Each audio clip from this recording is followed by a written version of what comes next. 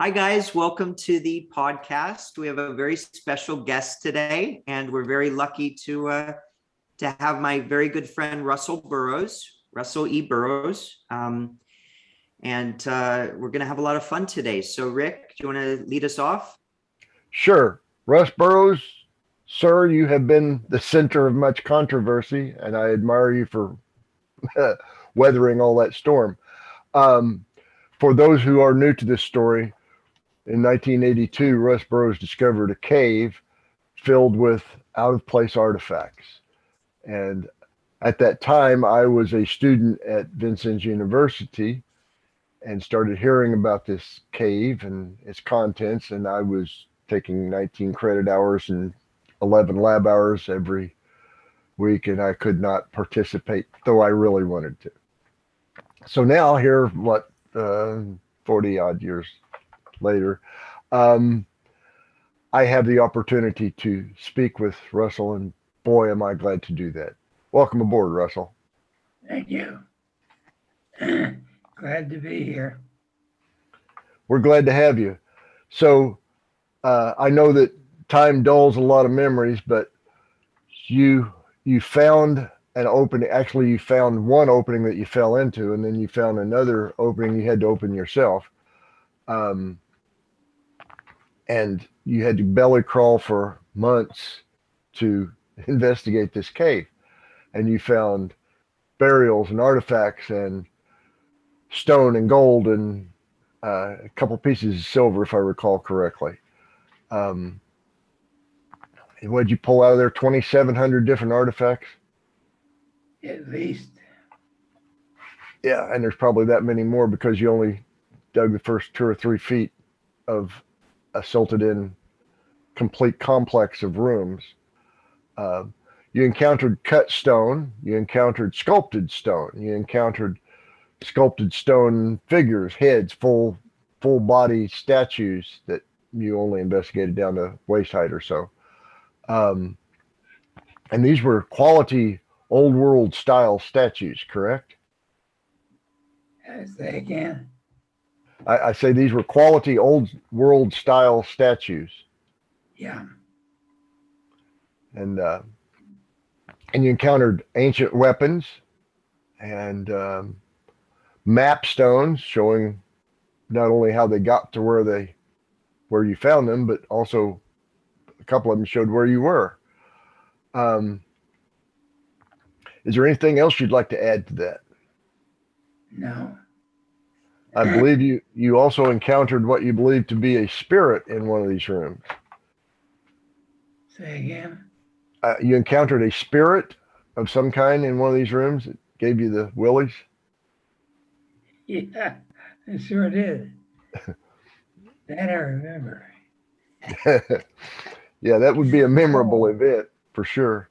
So I've been rereading this book that you did with Fred Rydholm, and I'm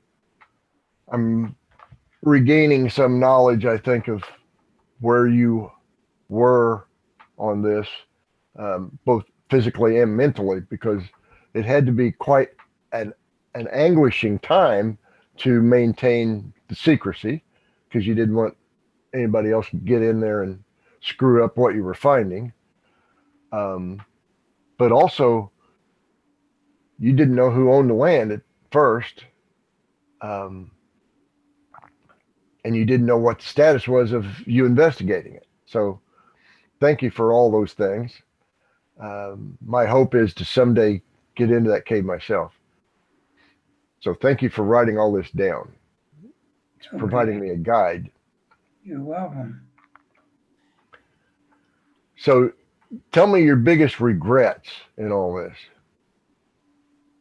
Well, the biggest regret is that I had 3 or 4 years ago, I had a stroke, and my memory is shot. I can't remember anything. Well, I don't know how to fix that, but they say that place memory and smell memory are the two strongest memories a human being has. So if I can think of anything that might help, I'll try.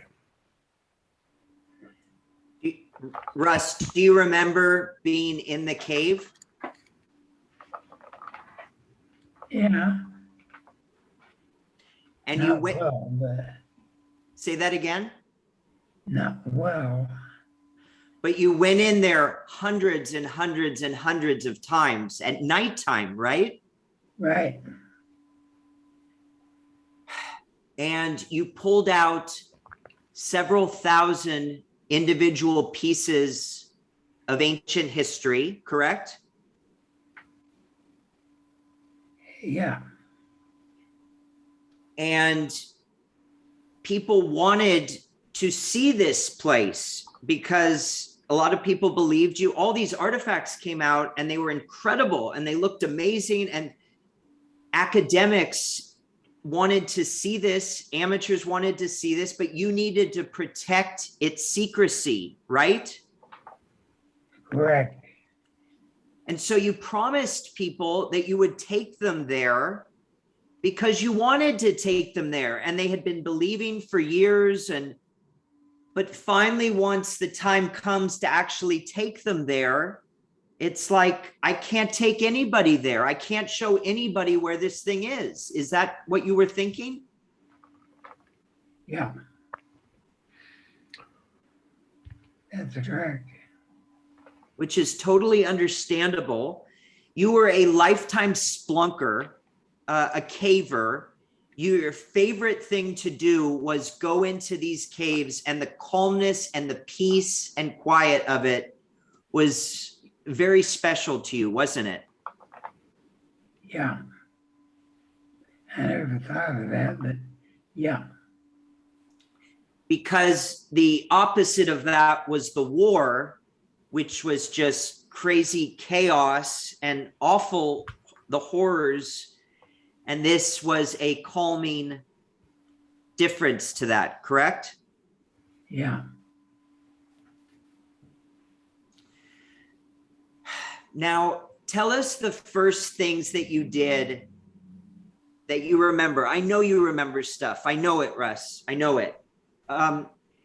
You just have to be reminded a little. So you went to a local antique shop, which was owned by Thelma McLean and her husband, correct? Yeah. And you showed them the artifacts, and did they know what they were? Were they able to know anything about them? No. But they suggested that you talk to the local museum in Vincennes, which was Jack Ward, the son of the back museum, correct? Yeah. And you went to Jack Ward and you talked to Jack Ward at the son of the back museum, and he was... No, hold it. You got that wrong. What? I didn't go to him. He came to me. Very good. And he looked at these pieces, and he had already written a book, correct? Ancient corn stalks, Egyptians among the corn stalks or something like that. Yeah. And so he was an amateur expert on deciphering scripts, but he was also full of a lot of BS, right? Yes, absolutely. And so he saw all your stuff and he said, I know what this is. I can help you. Work with me, right? Yeah. Rick, jump in. Well, one thing Jack did know was he knew ancient projectile points, and he knew geology. He had already written, I won't call them textbooks, but pretty darn good treatises on local geology of Vincennes and southwestern Indiana, southeastern Illinois. He was a rock merchant. He sold aggregate for Ralph Rogers and Company. So he knew rocks. I don't know how much he knew about ancient scripts or anything. Not enough, apparently. But he ran that museum, and as a result, probably major part of his getting together with you, Russ, the balance of the old Northwest Corporation pushed him out of the old Northwest Corporation. He had been the president of it. So they wanted to spend all their money promoting the properties that they owned, the Fortnightly Club, a few other properties there around Vincennes. And they were successful in rooting Jack out of all those things. And this all occurred at about the same time he was working with you, Russ. But he never recovered from any of that. His book, which basically said that ancient peoples had been to Vincennes and had left coins, Egyptian coins and some other coins in the area. And a king by the name of Raz, which is Czar spelled backwards, had been there. Take that for whatever you think it's worth. He made some good points. He also made a lot of stretches in logic. I had met Jack a couple of times at Arrowhead trade shows and swap meets and stuff. Didn't really know him well, and I never did set foot in that museum, even though I wanted to. Like I said, I was all busy going to school and stuff. So, yeah, the Son of Toback or Son of Toback museum was at the base. Just for those who don't know that part of the story, it was at the base of a large mound. I call it a mound. City of Vincennes calls it a mound. The archaeologist calls it a natural hill. But the foundation of that building, the museum building, is still there, most of it. Losing that museum was a terrible thing. Anyway, just filling in a little bit of background. Good job. Go ahead. Do you have a question for us? Oh, yeah. As I recall, in reading, you were promised compensation for the pieces that you took to the museum, and you never did receive that compensation. Is that correct? That's right. That he owed you $60,000 when he died. Does that sound about right? That's right. You're correct. Yeah. Sorry to hear that. I know he was in pretty much a world of hurt at that point, but that doesn't excuse any of it. I mean, basically, what, Russ? He was a thief. Yeah. Thief, crook, but a great character. I can imagine his character, right, Russ? Rodney Dangerfield, is that somebody that could play him? No. John Goodman. John Goodman. So, Russ, you gave him the pieces thinking that they were going to be displayed at the museum and that he was going to send these pieces along with letters to different scholars all around the world, and that they were going to decipher and try to figure out what the script said, right? Yeah. And what was the feedback by the academic community when these letters went out all over the world or the country and said, please decipher these? What was the academic feedback on that? Phony. What's that? They were, according to them, they couldn't read it, so it's phony. They couldn't read it, so it's phony. Yeah. And so supposedly there are some scholars that deal with ancient languages, you know, that if this story becomes a little more accepted as true, and we know the people that have these large collections of stones, even though a lot have been scattered to the winds, a lot are still in collections, that there are scholars in the Mideast that can read these scripts and decipher them. Rick, what is your understanding are the scripts on these stones? Various scripts, right? There are at least 4 different scripts, maybe 5. my contention and my study of it says they're not all alphabetical. A couple of them are syllabary. And that's probably why your so-called scholars couldn't read it. They're not used to a different writing system. They want everything to be alphabetical because then they can do letter for letter transpositions. But with a syllabary, you have a character that represents a syllable of the language. Same way the grand cipher works for the French for 400 years. Anyway, that's my contention, that you have at least 4 different scripts. There was at least one of the stones had all 4 scripts on it. There may be a 5th script that came later than that stone. And it kind of looks like Colbrin. But anyway. Is that what you think, Russ, that there were multiple scripts on these stones, that multiple were involved here? Hell, I don't know. I'm no scholar, you know. But like people have said, when you went down there, there were supposedly a big African face, right? Where? Was there Rick, a big African face carved in the stone down below there?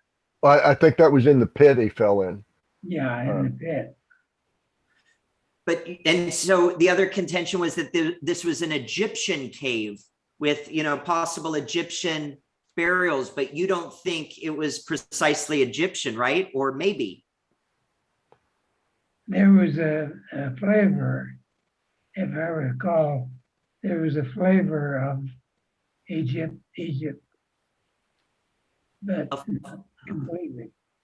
A flavor of Egypt, but not completely. The India, the Kushanas, the Satavahanas, that was a theory proposed by Dr. James Scherz, your really good friend, our really good friend, who's been on this podcast before, that the gold coins that were unearthed from there might have been India influence. Do you think that's possible? Well, yeah, it's possible. I say that because I have one of the coins. And why did you keep that coin in particular and not, you know, and give the other ones, you know, to different? Why did you keep that one as being special to you? Gee, I don't know. Can't remember. You had your one stone, Charlie, which was very special to you, which I'm trying to get back for you. And who has it? It is the gentleman in Illinois, the treasure hunter that acquired the collection, acquired a few people's collection. So his plan is to open a museum in Illinois on Cave at supposedly, you know, the site there, which they're doing active digging, not turning it into Oak Island quite yet, but they believe that site is, you know, there in Illinois. So you're talking about Wayne May? He is working with this group, but it's not Wayne May in charge. He's working with them, right, Rick? Yeah. Yes. That's my understanding, at least. And then there's another site that Harry Hubbard swears is the site in Illinois. And he's been banned from the land because the landowner, you know, wants at least $1 million or something. And, you know, Harry rubs people the wrong way or whatever. So he's been banned from that site. And so what is the thinking, Rick, that Russ, you walked around a bunch of different places and people saw you and they said, oh, well, it must be right there because he's walking there, or it must be there, he's walking there. And you also deceived people in saying, oh, it's here. This is my decoy site. This is my dummy site. All these different decoys and deceptions, which you may have learned in the Army. What's so funny, Rick? All armies, not just the U.S. Army. It's a Germans are great at deception. And look, you were a master, Russ. I mean, you're pointing everybody here, and then you're doing your thing. Boy, that would have been a lot of fun, buddy. What a lot of fun you must have had. Well, it goes with my rank. I was a lieutenant colonel, Yep. Yeah, I've had the privilege of working with most of the same outfits, 30 years later, but yes. So I understand completely. Well, I like the laughs that you guys have. So let's see. So a few different rumors that have floated around. We might as well just rapid fire a few of them. Rick, Russ, did you murder Jack Ward and then bury him in your cave? I haven't heard that one. All right. I can show you his gravesite, but yeah, no, he didn't bury him in the cave. So go ahead, Rick. And if I recall correctly, he died of massive heart failure. But yeah, and that's it. I know he got up the morning he died,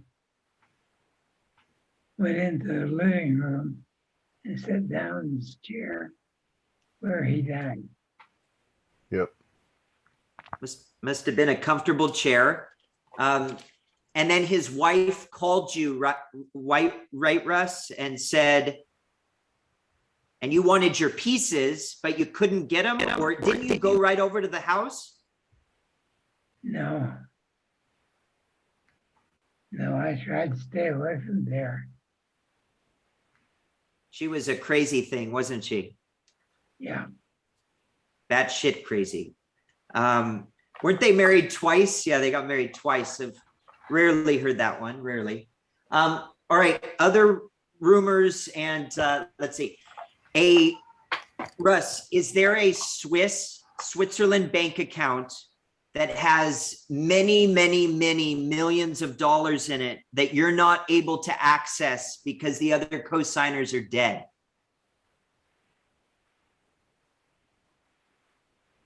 There's no account like that. That was one of Jack Ward's fables. In Luke Bergen's book, that German and Austrian, in the back of it, they have these, ledgers that say Swiss account, millions. These are forged documents that say,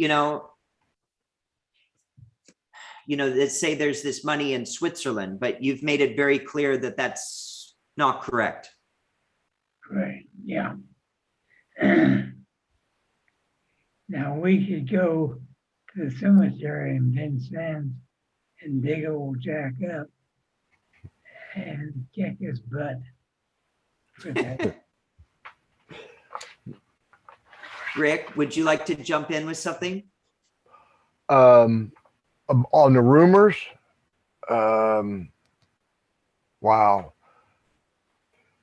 Yeah, actually, one of the rumors was that Wayne May, and Wayne has repeated this several times, got NASA to somehow aim one of their orbital detectors at his site in Illinois and found a ground penetrating radar from orbital. I don't know how that works. Found gold, highly reflective gold stuff all over that site. So, and he also maintains that the statues that you mentioned as being stone were gold statues. Did one of the sarcophagi have a gold leaf coating on it? Say it again, Rick. Did one of the tombs have a gold leaf coating on the outside of it? No. So okay. The sarcophagus did not have a gold leaf on it. Right. So the whole rumor of the gold reflections seen from space is probably just bogus. It's bogus, yeah. Wayne was involved with another guy. Ralph Wallach. Yeah, Paul, who's he made John Dillinger look like a biker. And so he's an antique dealer, Ralph Wallach, right? And he kind of partnered with Jack Ward. Oh, but no, that was Norm McCullough. So Ralph Wallach worked with Wayne May and supposedly created these images seen from space. Yeah. Yeah, Ralph had moved into a motel in Albany, and he paid the guy with checks that were bogus, no good. So they had a warrant out for him, which I found out about, and so I called the Albany police about it, and they checked that old where he was staying. And they checked with that motel and found it was there. So they went over and got him. And he got, I think, 90 days in Richmond County Jail. Well, we have laws in this country, and that's, it's a good thing. My German handyman guy likes the laws that we have. He's lived in, different countries, Jamaica, and is it Costa Rica and El Salvador? You live in the jungles and there's no laws. You are only protecting yourself. The law of the jungle. And laws here are good. So good civic duty, Russ. Good job.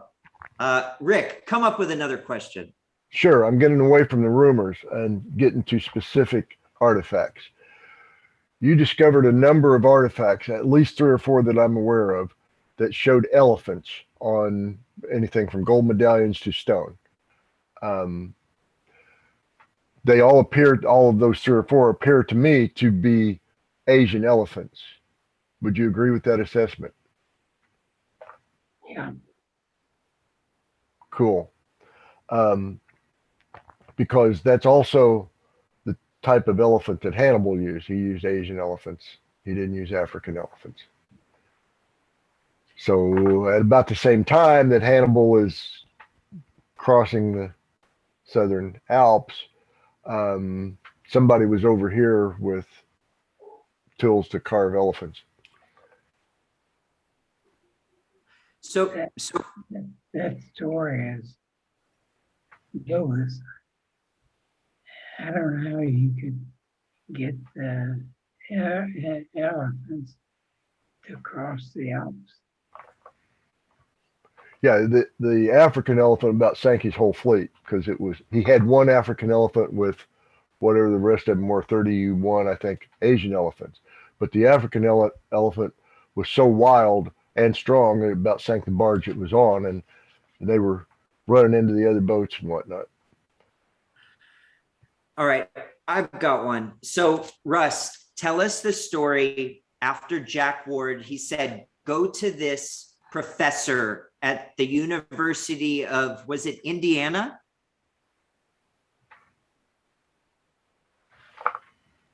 And you went to that, Indiana? You went to the professor at the beginning of this story and you showed a few artifacts, and he took them to his boss and said, these are fake or made by a cult. They are made by a cult, a 19th century cult. And by the way, where is this cave? Is that what happened? Yeah. So you showed him a few artifacts with certainty. In a few minutes, he said, made by a cult, you got a bunch of garbage. And by the way, where's the cave? And what did you tell him, Russ? I told him to kiss my ass. Kiss my ass and go piss up a rope. That's right. You want to know where my cave is?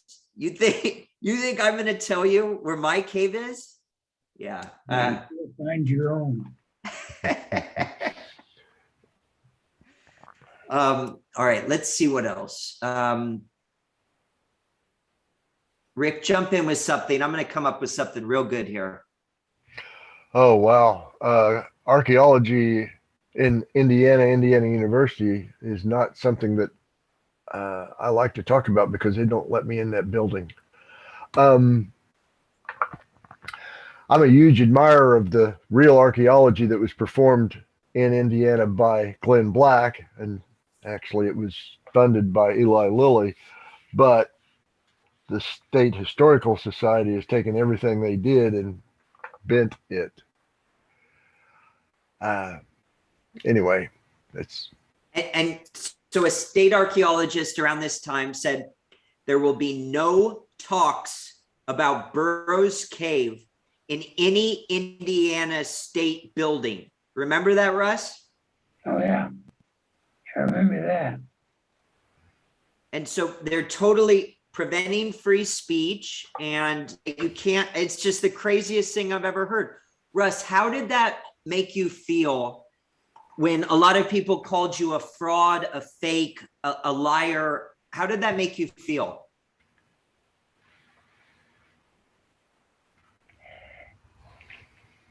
It had me mad. Yeah. Not hurt and upset. It made you mad. Yeah. Mad. Which I would have felt the same exact way. It's so human nature, Russ, your story. It's, if anybody found something and, you know, they were a professional splunker, caver, been doing it their whole life, they find something amazing. They start pulling stuff out and people call them liars. They all are following you in their cars. They want to know where this is. And you keep it secret. And it makes total sense how you handled this situation with the big giant force of against you. Let's see how Rick, jump in here for a second. How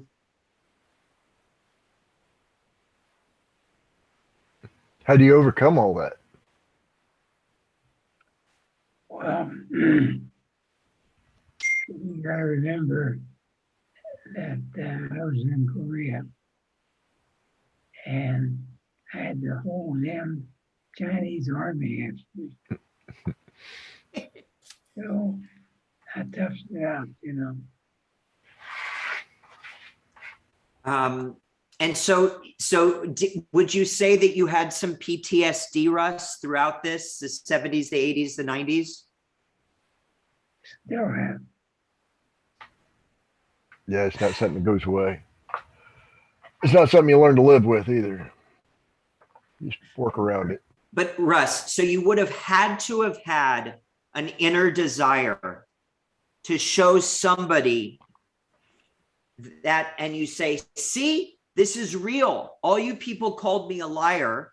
There had to have been some desire to show this to people, but something prevented you from doing that. What was that? Well, I gave my word to the man who I thought owned the property. According to you guys, he did not. But, Well, apparently, yeah, but he got it back, I believe. what? He got it back. He got that land back. It was, apparently it was seized, but he got it back.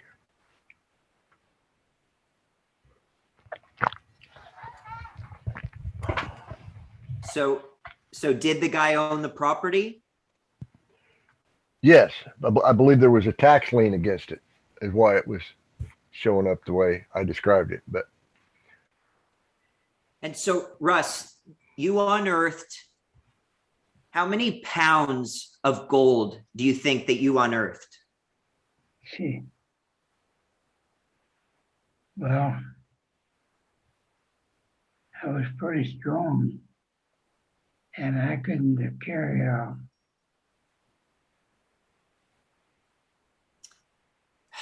And you gave that gold to, was it the landowner?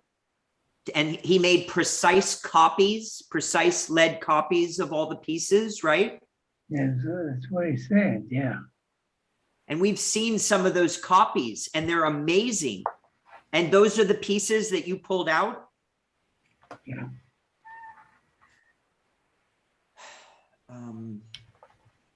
And describe why the cave was covered in silt or soot, that you had to literally crawl through it. Why were you not able to just walk through this cave? Well, it's not, if I remember, it's not that high. The ceiling of it is low in places. And you crawl through and you go to a more open place. And then the other side of that, you got to get down and crawl again. But you did not explore the entire cave complex, right? Just a small part of it? Yeah. And so this whole area is caves all over, all underneath, right, Rick? Describe the geology of this. Caves everywhere. Yes, it's it's sandstone cap over limestone, and in this particular spot, the limestone elevation is higher than any place around it, which is odd. There's no good explanation for it. And yeah, I've been in many caves like he has described, 18 to 24 inches crawl space, down to 12 inches in a couple of spots. I believe, I haven't been in there to prove it, but I believe there's like 17 miles of passages connected to his entrance. Yeah, I wouldn't doubt it. And so, Russ, what drew you to that area? Because you were you used a metal detector, but you also looked at books that had treasure stories. And what drew you to that area? I don't remember. Did you read the treasure hunting books or the metal detecting books of the Midwest? Did you read that type of stuff, magazines? And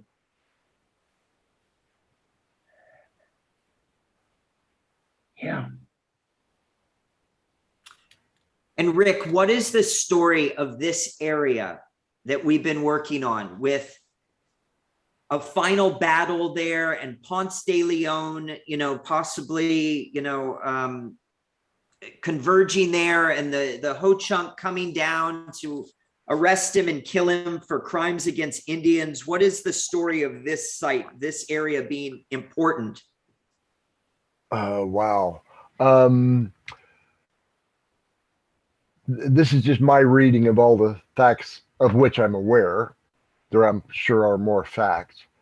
That the Ho-Chunk got the message that the entire Native American population were raising an army of 20,000 people, according to the Ho-Chunk, to come and do in this Spanish conquistador who was causing a lot of problems.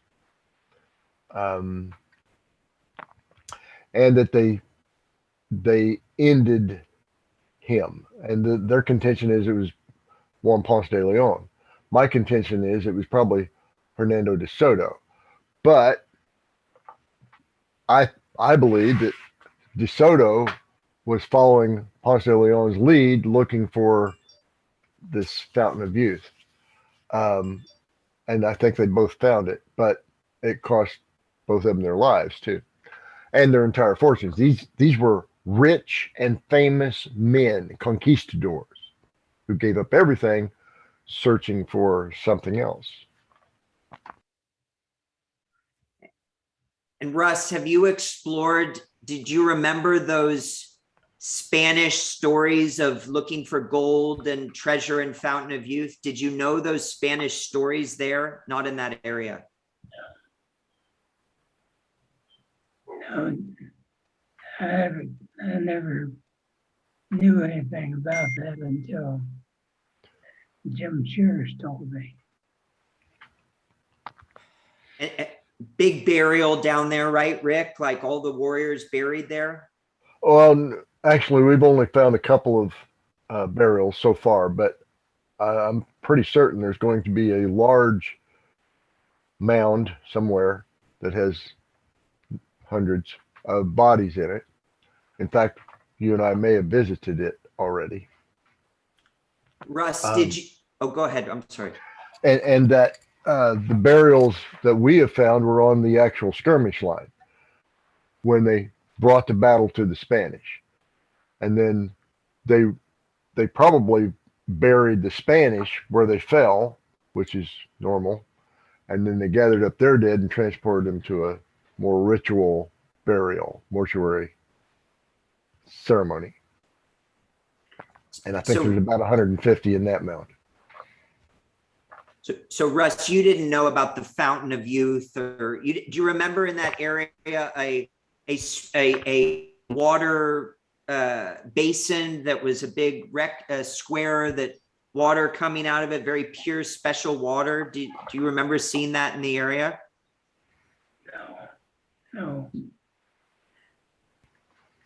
But it was on an old stagecoach line, which you didn't know that either, right, Russ?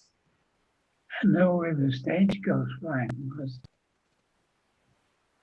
Oh, you do know it ran through there or near there? And Route 50. Route 50? Yeah. Rick, was there another one that was even closer?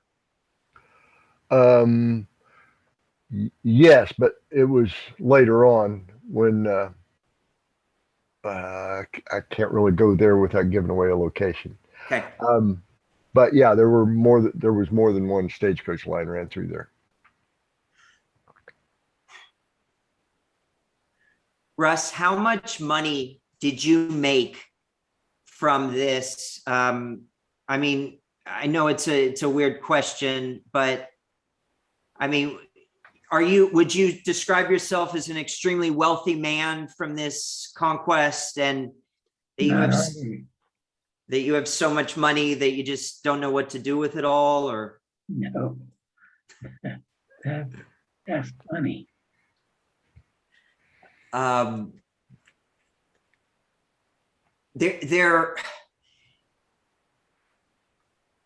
You gave your word to the landowner that you would never reveal where it is. Is that right? Right. Have you told people where it is? Not really. Okay, so you've kept. My word is my bond. Okay, I understand. So if other people found it and showed it to the world, would you be okay with that?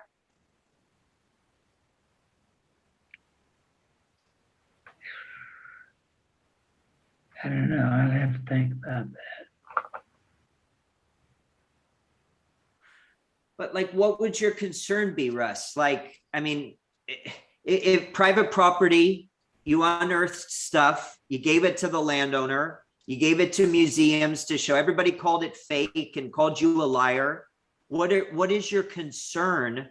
That you're going to go to jail now? That you're going to be in solitary confinement? Like, why wouldn't you want this shared with the world? Yeah, I'm not worried about that.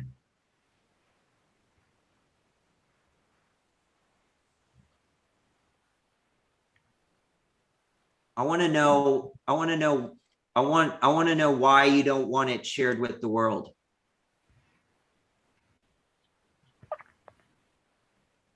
Well, mainly because I know what the people are going to do that get in there, and they're going to loot it. But if they get in there in 100 years, like, don't you want this in your lifetime to be shown to the world?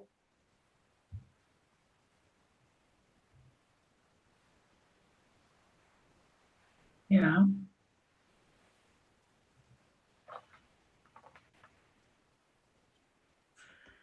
Cool. Otherwise, they can go piss up or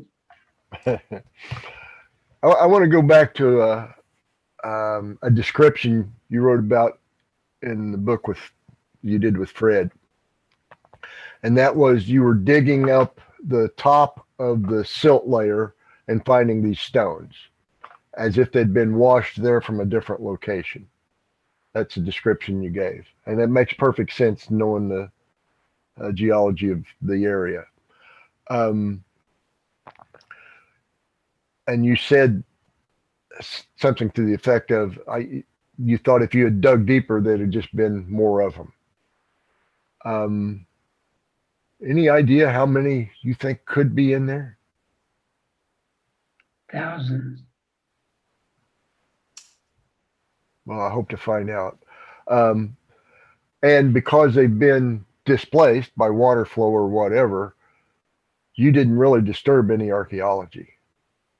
But as we get deeper, if they're in situ, then I would like to see a real structured archaeological investigation happen. So would I. Well, I'll do what I can to make that happen. We know people at the Smithsonian. What's so interesting about some of these very special sites or very special collections is it's hard for people to get the help that they need and what they need. It's some guy in Indiana, some guy in Ohio, nobody takes them seriously. They have a codex that's worth 80 million, but nobody believes them. Like it was hard for you, Russ, to contact the head of the Smithsonian and say, hey, come out, I'll show just you. Let's get this done. It's hard to get things done. Well, I remember I sat down twice with the state archaeologist in Springfield, Illinois. Same thing. You know, don't waste your time on that because it's not real. Yep. Don't waste your time on that because it's not real. And or I'm too busy to even go there. I'm too busy to even spend 10 minutes on this. Don't waste your time because it's not real. Unbelievable. And no wonder you say go piss up a rope. If somebody said that to me, I'd say go F yourself. So that's a nice phrase that you gave them. Yeah. The first time I went up to Springfield, I took a couple of artifacts with me. Well, it was one. They were fascinated by it, but still phony. Yeah. I've run across similar artifacts, stone tablets with faces on them. There used to be two of them in far eastern Kentucky. They were on display at a little tourist trap, but they actually came from Virginia, someplace in a cave in Virginia. So I don't think we have a unique situation. I think there's more than one cave. Supposed to be 5 of those. Yep. I believe that. You would never bury everything in one site. You would always spread it out. I mean, the Library of Alexandria burning is just an unbelievable story. You would spread everything out. Yep. Or the U.S. Army Records Center in St. Louis, Missouri.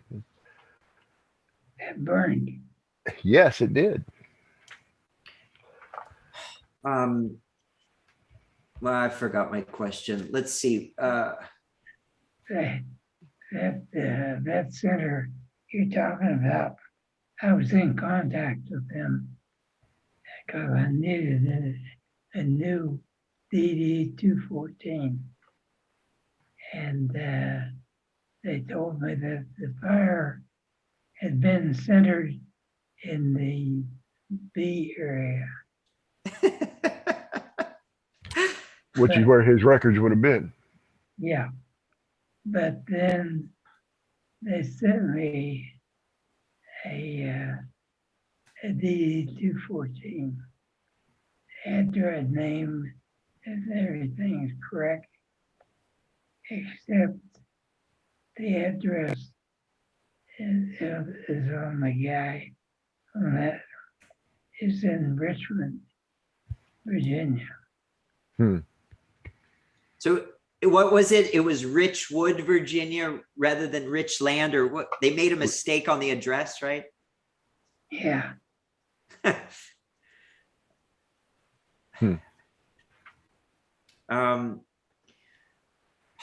Let's see, where were we going, Rick? We got some more questions, Russ. We're almost done. Give us a few minutes. I got one more big sip of coffee. So go ahead, Rick.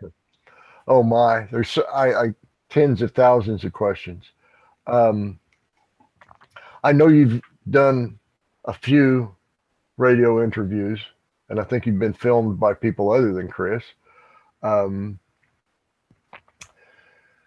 there any big secrets you haven't let out yet, besides the location? Are there any you'd like to let out yet? Hey, what? Are there any secrets you'd like to let out still? Yeah, I'd like to tell the world where it is. Well, we'll work on that. You'd about have to be there to recognize stuff, though, wouldn't you? Yeah. And you want to go there, don't you? Yeah. I don't know what good it would do me. I can't remember where it is. Well, It's we'll get you in lost, the neighborhood, and maybe we can go from there. and it's lost again.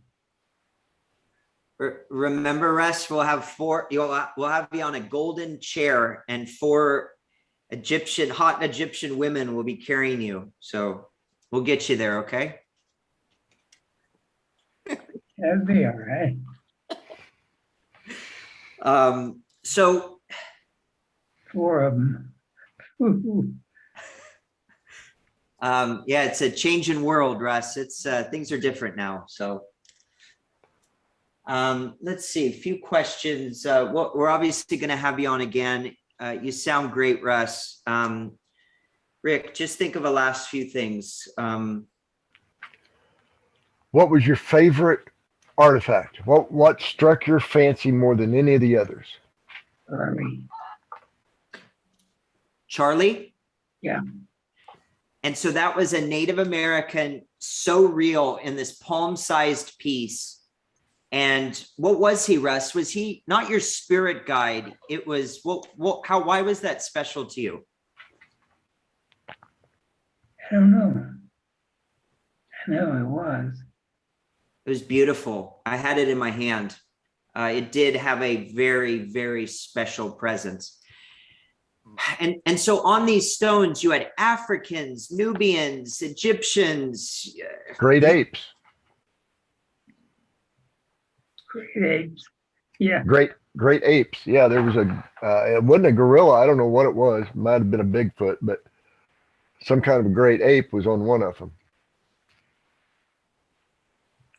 Can we once and for all clarify one story just so we can put it to rest and anybody listening will just know that this didn't happen? The Mossad picking you up in a helicopter and a big shootout, and can we at least just say that one part was kind of a little story, a little deception, just to, you know, get people pushed to the side? Can we say that?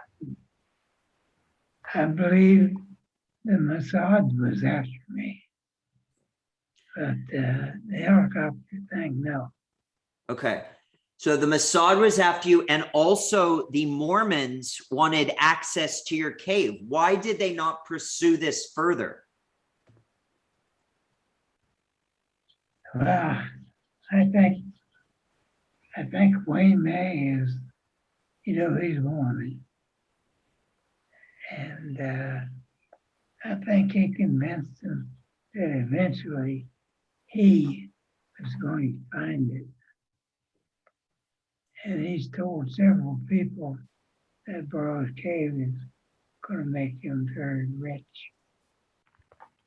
I got news for I spent many years in there and I got rich.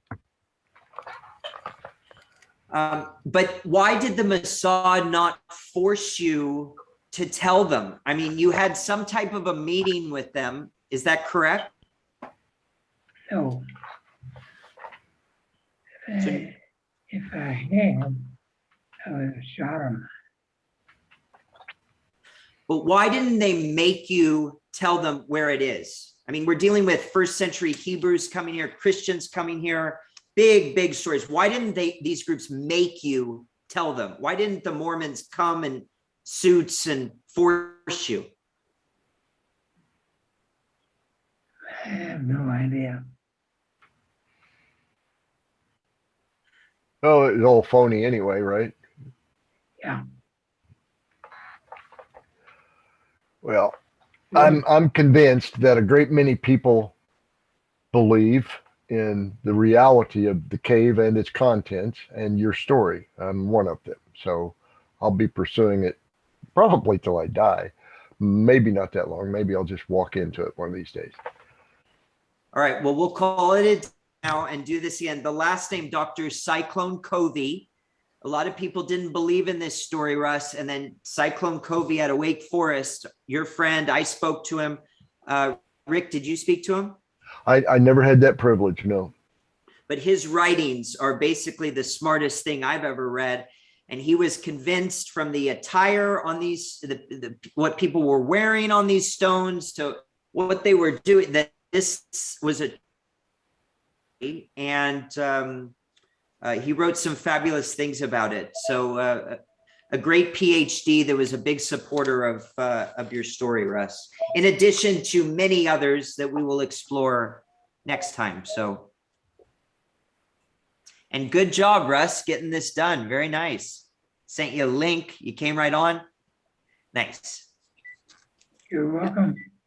All right. So we'll talk. It's probably a splunker, just looking for your secrets. All right. We'll do this real soon, you guys. So much fun. More questions next time. Yeah. Bye, y'all. Good seeing you, Russ. Good to see you, Rick. I'll call you. Visit you in your bar one of these days. Thank you. Yeah, we're keeping the lights on most of the time. Heroes Bar and Grill. Cool. It's really cool, Russ. It's like really good looking inside and veterans, real nice, great people with a lot of stories. It's a really cool place. So we're going to go there, buddy. We're going to get you on that chair. Okay. With guards all around us, with guns. Real fun. We'll get some great. I don't need any guards. I carry a 45. And a lot of other guns that I've seen that you have. Yeah, and I don't use them all. It was an honor to hold those old long rifles. Those are cool. Did you see my Kentucky long rifle? Yeah. I wanted to shoot it, but right through the wall, but Lila said I shouldn't do that. So Oh. tell her thank you for helping with this. You're welcome. Glad to help.